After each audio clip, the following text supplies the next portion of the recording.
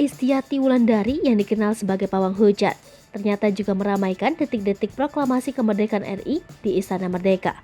Beberapa momen di Istana Merdeka pun dibagikan di media sosial miliknya. Selain membagikan momen, Rara Pawang Hujan pun menuliskan narasi bersyukur jika hajatan tahunan RI ini berjalan lancar dengan awan mendung sesuai dengan doa dan harapan yang diharapkan. Beberapa momen, Rara Pawang Hujan hadir dengan baju merah, lalu mengunggah Presiden Jokowi yang terkesima dengan nyanyian campur sari Farel Prayoga. Dia pun membagikan momen penurunan bendera merah putih dengan suasana cuaca yang mendukung. Tidak hanya itu, Rara pun menuliskan kembali narasi saat detik-detik penurunan bendera Sang Saka Merah Putih. Meski membatasi jumlah komentar pengikut media sosialnya, Rara terlihat memanggil nama pesulap merah. Dia menuliskan pesan yang sama beberapa kali.